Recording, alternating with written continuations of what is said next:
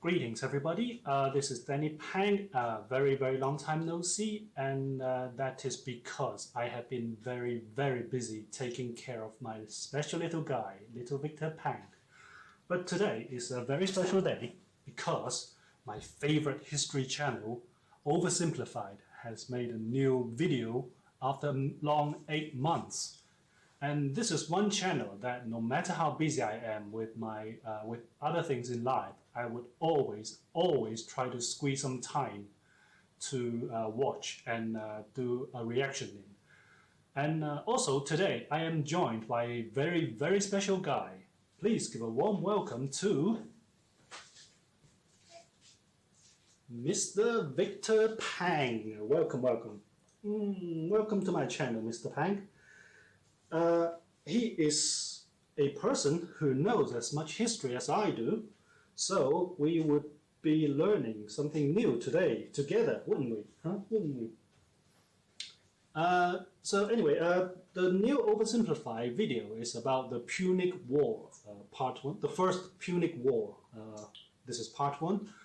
I have never heard of the Punic War before, but judging by the front cover of his channel, I can tell that it is somewhere in Greece, I'm guessing.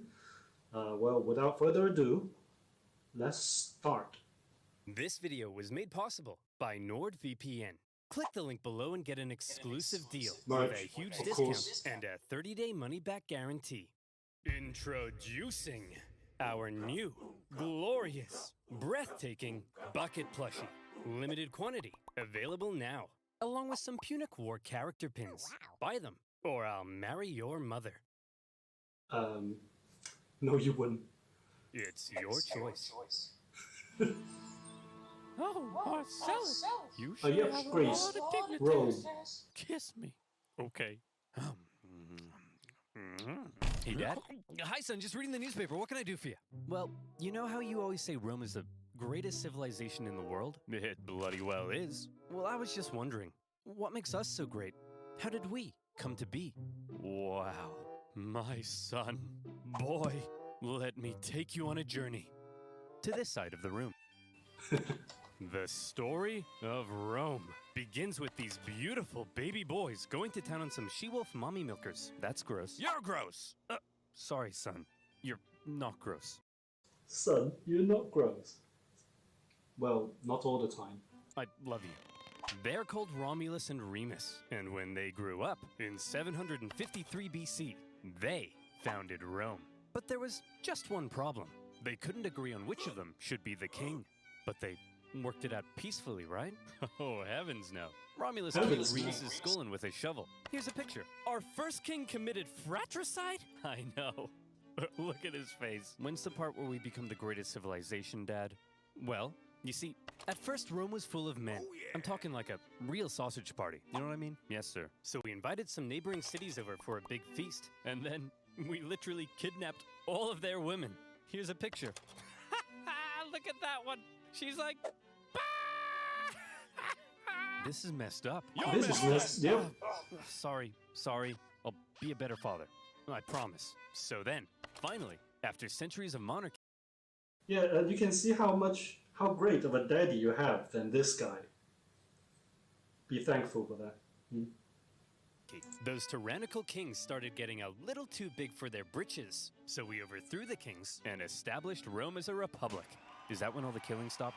Oh, heavens no. That's when the killing surged, baby. We went wild and conquered the Latin League, the Samnites, the Etruscans. Woo! What a rush. Dad, Rome seems pretty barbaric. You're barbaric! Oh, I forgot to tell you about the time a prophet told Saturn his son would one day overthrow him.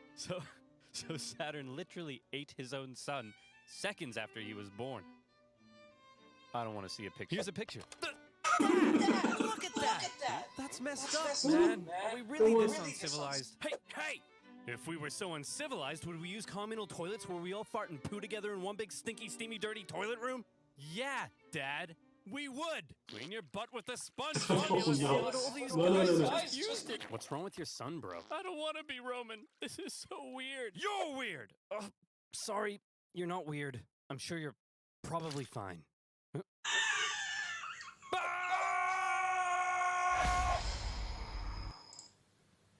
Yeah, so far you have seen lots of things that you're not supposed to watch. Do you want to continue? Are you ready to be traumatized further? Are you? Very well. Let's do this. We're in this together. The Roman Republic, a nation that, since its foundation, had been stabbing necks all the way down the Italian peninsula. But this isn't the famous Roman Empire that ruled the known world. Not yet anyway. This is a relatively juvenile Rome, still just a regional power. In 264 BC, the big daddy of the Western Mediterranean was Carthage. Let's rewind a bit. Carthage was founded in 814 BC, when some Phoenicians in Tyre had a mega surplus of goods and decided to export those goods across the Mediterranean.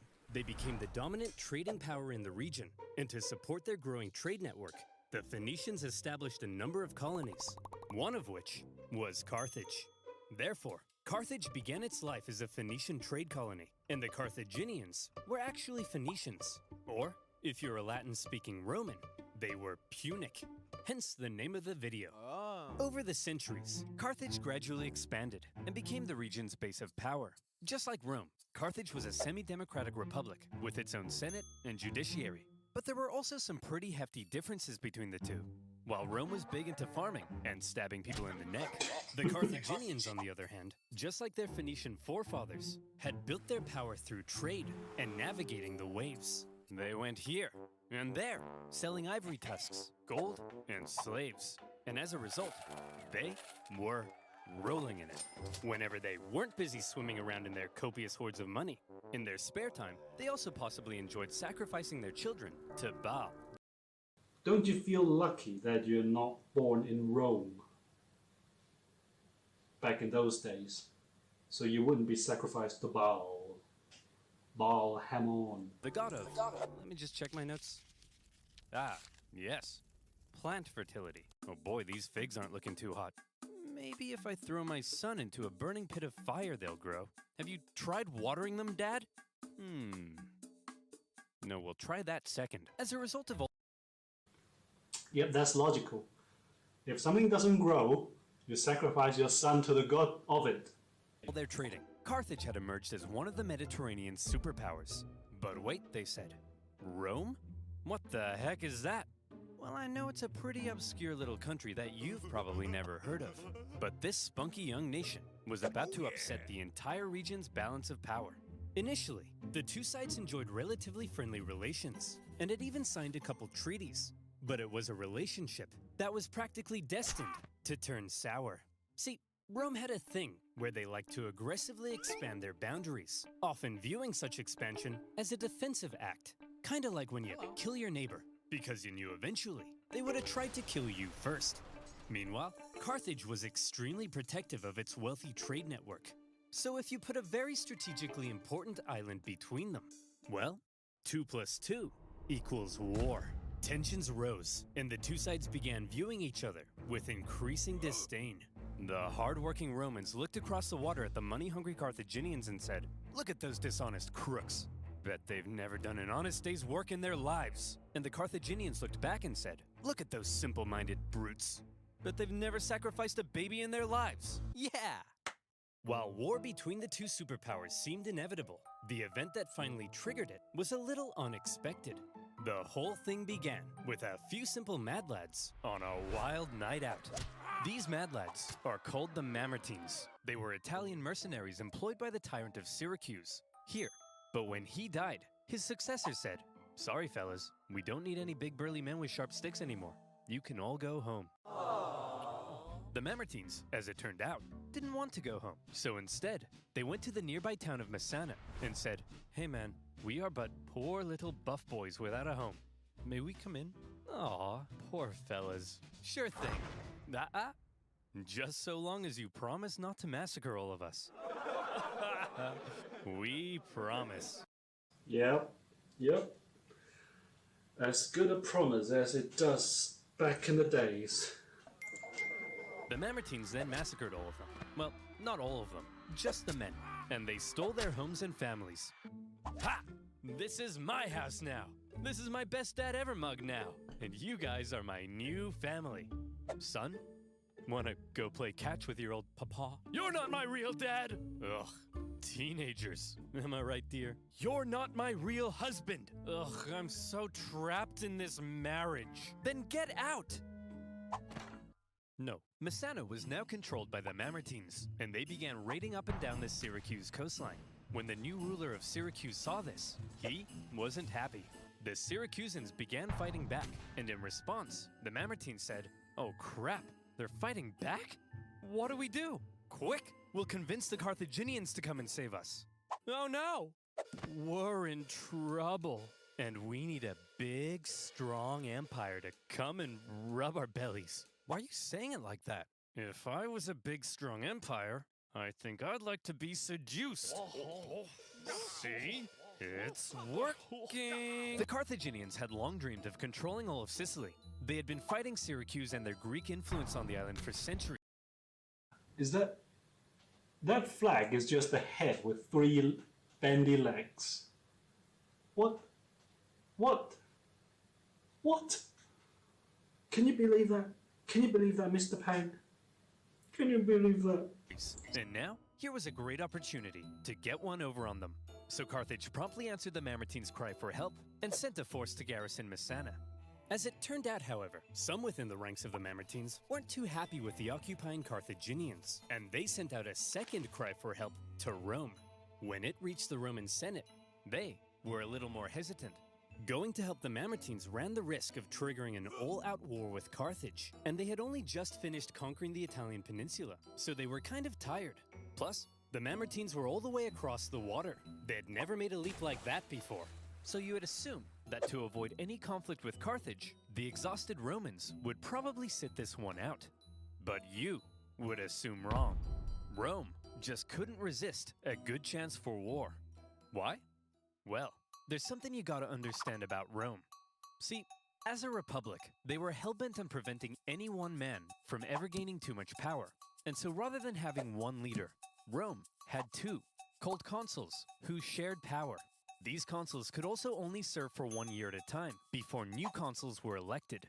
These measures to limit the powers of the consuls were noble, but had an interesting side effect. The consuls knew they had just 1 year to try and gain as much glory and prestige as possible, something that was very important in Roman society. And the best way of gaining glory and prestige? Military victory, of course.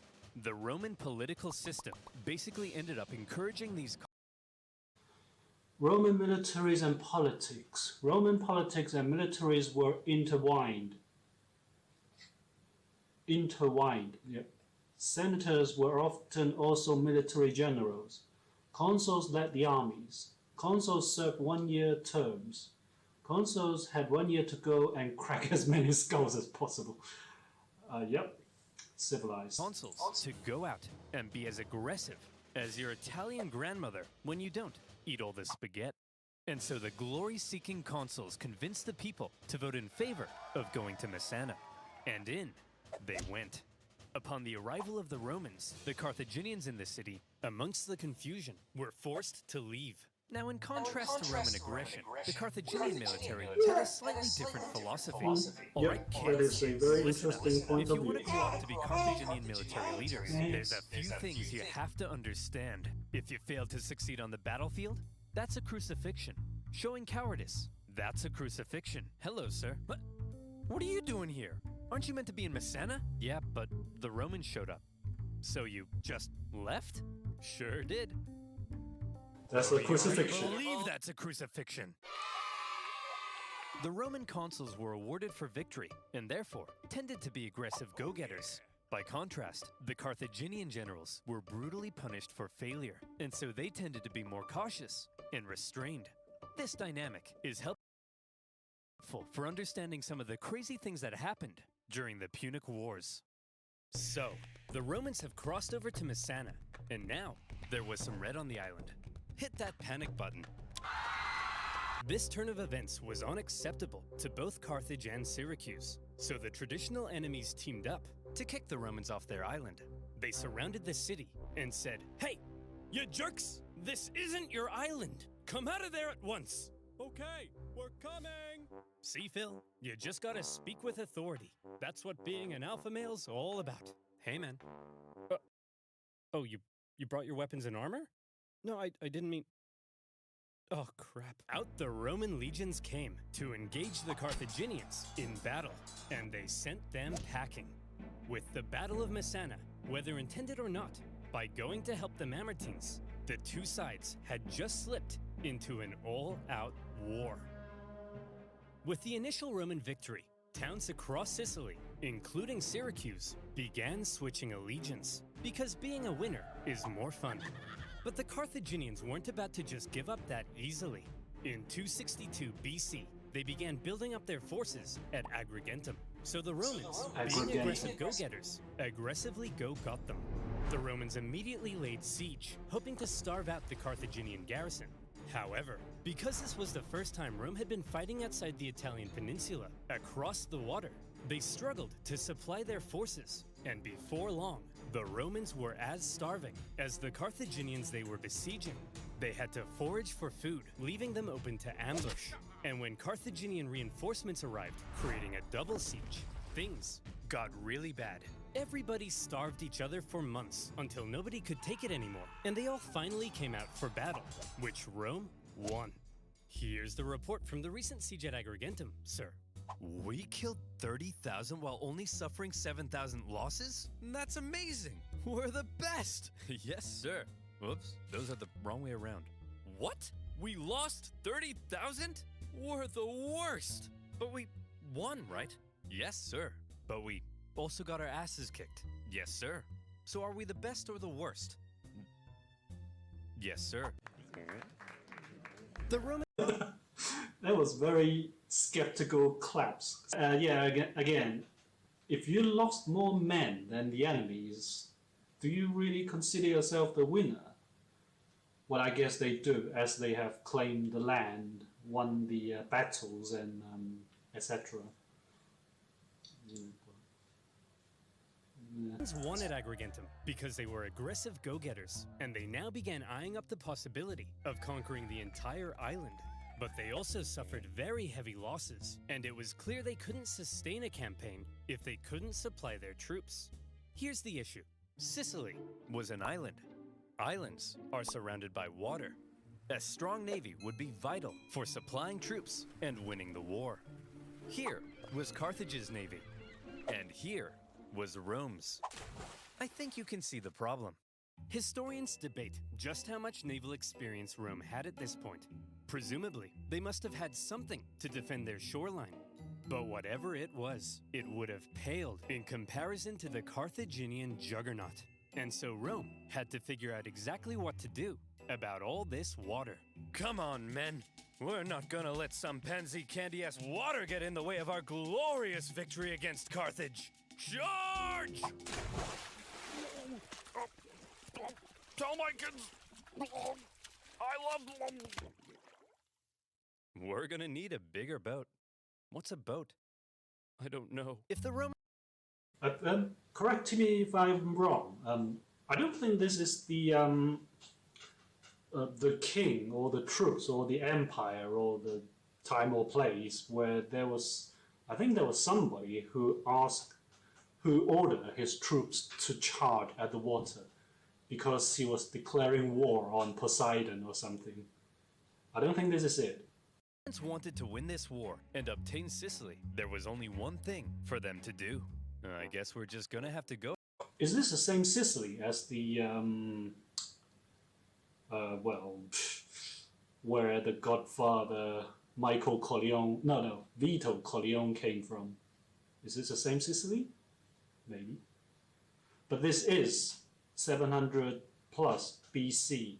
Don't know if they'll still keep the name Sicily until, the 1900s.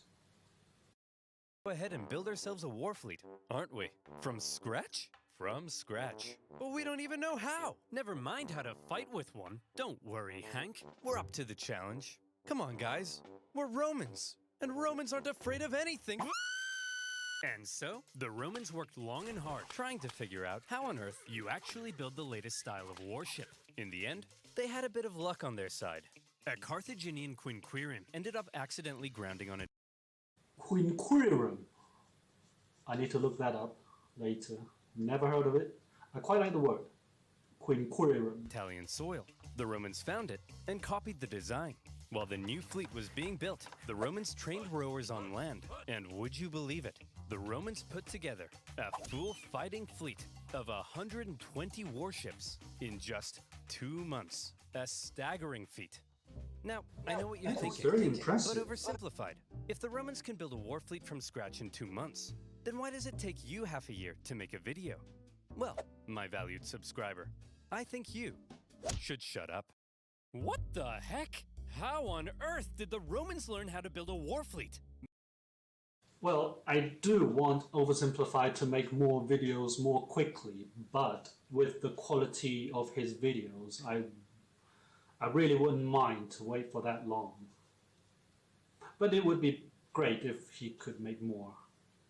This shouldn't be happening. From what I hear, they copied the design from us, sir. Well, how on earth did they get the blueprint, Carl? I don't know, sir.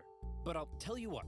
If you're worried about people stealing your data, Oh, there we go, and there we you go. want to protect yourself from outside threats, don't you dare. Then you, my friend, If you mention NordVPN. There we go. should use NordVPN. Do you like corporations knowing everything about you and then selling your data to advertisers who convince you to buy things you don't need in an endless cycle over and over until you die? Me neither. And that's why I use... Here lies Oversimplified viewer. He liked to poop. Hey, they're talking about you. You like to poop, right? Huh? NordVPN. NordVPN allows you to connect to super fast secure servers all around the world, encrypting your IP address to protect your online data from undesirable eyes. Mind your That business. means you can look at all the squatty potties you want, and no one will know. With NordVPN, you can search for better online deals in other territories and unlock content not available in your country. NordVPN now comes with a threat protection function and much more. And if you don't like it, it comes with a 30-day money-back guarantee. Go to nordvpn.com/oversimplified to get an exclusive deal with a huge discount. That's nordvpn.com/oversimplified. And as always, you'll be supporting my channel. So thank you. Now where were we? Oh yeah, the siege at Agrigentum, supply issues, and building a war fleet. So now the Romans have a navy, and it's time to put it to the test. But how does one wage ancient naval warfare? Easy. All of the ships had giant bronze rams on the front, so all you had to do was outmaneuver the enemy and give him the jimmies. Easy as pie. And so the aggressive Romans set out for some good old-fashioned jimmy giving. The consul, Gnaeus Cornelius Scipio, set out for the town of Lipara, believing the garrison there wanted to join the Romans. As he entered the harbor, however, he found himself trapped by a Carthaginian fleet, and in the following skirmish, he was completely outmatched. The Romans may have had a brand new fleet, but when it came to engaging in actual combat, their inexperience showed. There was just something better about the Carthaginian ships. The Carthaginian rowers had nicer abs. The entire Carthaginian Empire had been built on expert seamanship. So, when it came to water, the Carthaginians were better, and the Romans were wetter.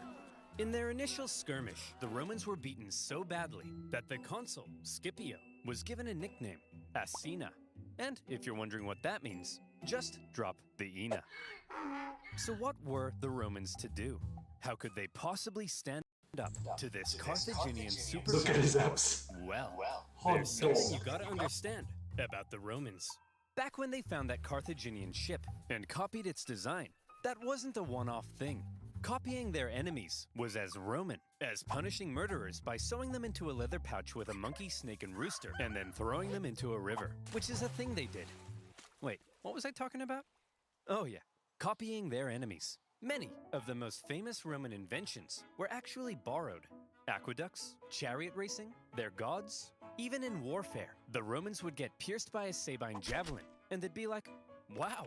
They'd get hacked to bits by an Iberian sword, and they'd be like, wow. And they'd copy the designs for themselves. However, they wouldn't just copy it. They would advance it, finding ways to adapt it as perfectly as possible. And in the case of naval warfare, the Romans realized if they wanted to beat the Carthaginians at their own game, they would have to adapt. The Romans excelled at combat on land, not on water.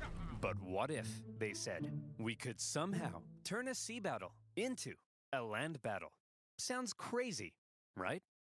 Well, they made a couple of tweaks to their warship, and look, here they come again. They must love getting their asses kicked. Sir, what's that toll thing sticking out of their ships? They really are idiots. Look at that thing. That'll make them blow over. I mean, look at... Bob! Bob!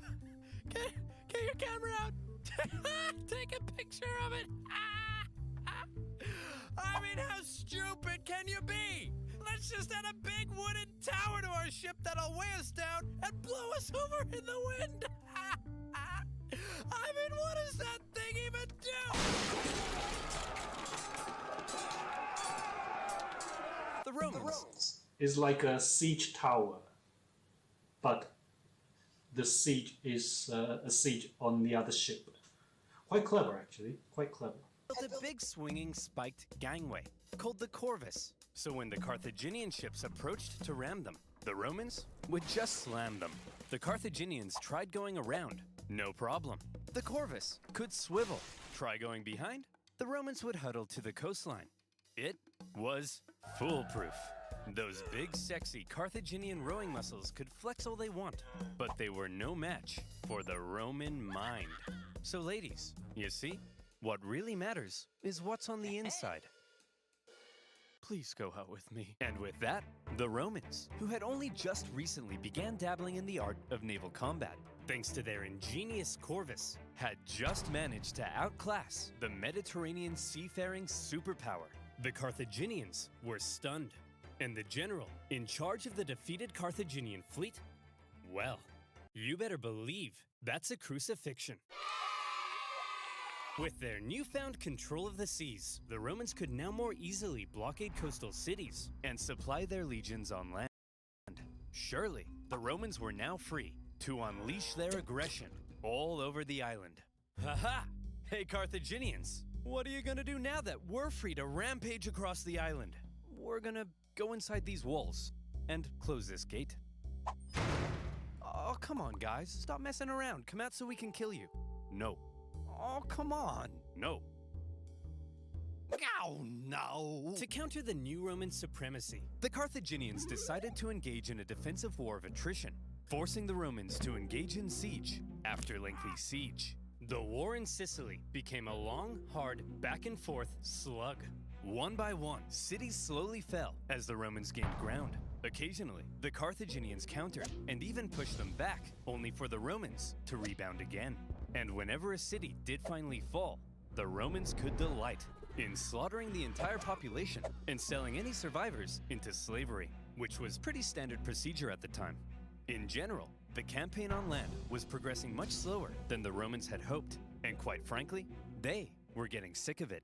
So in 256 BC, they decided that something had to change. Hey everyone, my name's Marcus Attilius Regulus, and I'll be one of your consuls for this year.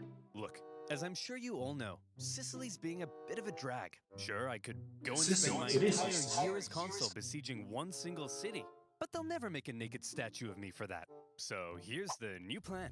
I'm gonna skip Sicily entirely, take my army, and go right for the heart of Carthage itself. I'll slaughter the men, enslave all the women and children, and when I return, you'll all build 1,000 naked statues of me.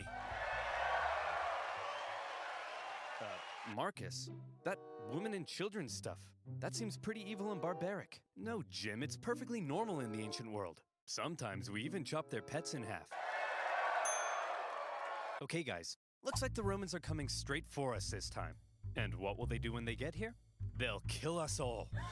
They'll massacre each and every last one of us. They may even chop our pets in half. That's barbaric. No, Rob, it's actually pretty normal for the time. We'd do the same to them. Who'll protect us? Funny you should ask, Mary. That's kind of why I called this meeting. Who will protect us? protect our families, our homes, our children. You guys? Ha! Don't make me laugh. Why, you're just a bunch of stupid and weak farmers. Simple-minded buffoons. Cowards. Fools. Are you going somewhere with this? Enslaving women and children is barbaric. You're a snowflake, Rob. Yes. Why is there such invigorating music while his speech was so discouraging? You are. The fact is, if the Romans manage to land on African soil, we're all gonna die. A terrifying, hideous, unspeakably painful death. That's the wrong music that you're playing there. Is that the end of that speech? Yes. The Carthaginians had to stop the Romans from ever landing in Africa because they believed that would be the end. So as the Romans were building an invasion fleet, the size of which the world had never seen before, the Carthaginians were preparing an even bigger one to stop them. And in 256 BC, as the Roman invasion fleet made its way south, the stage was set for a humongous battle that saw 680 warships, around 300,000 men, fighting to decide the course of the war. To this day, the Battle of Cape Ecnomus remains possibly the largest naval battle in human history, all the way back in ancient times. So the next time your granddad tells you about the time he sank a Japanese aircraft carrier, kick him in the nuts. The Romans had a lot riding on this battle. They weren't just sending their warships, but transports as well, full of supplies and horses for their invasion of Africa. They therefore formed a protective wedge-like formation to punch through the long, thin Carthaginian line. The Carthaginian generals, however, desperate to prevent the Romans from reaching Africa, had a plan of their own. As the Roman fleet approached, the Carthaginian center feigned a retreat, luring the Romans in so their outstretched flanks could envelop them and get around the Roman corvus. A clever plan. But with such a huge battle and so many ships crowded together, the Carthaginians struggled to maneuver as hoped. And in the chaos, 3 separate battles emerged across the huge battle space. With the number of ships limiting their ability to maneuver, the Carthaginians became sitting ducks, and all the Romans had to do was start swinging. The Roman center came out on top and were then able to turn around and rescue their pinned down flanks. The Battle of Cape Ecnomus was a Roman victory. Well, I guess that's the end of part 1 of the Punic War, the first Punic War. I look forward to watching the part 2 in the future, soon, probably later tonight. And thank you for being a good sport, Victor Payne, by not screaming at the top of your lung. And I'll see you guys in the next part.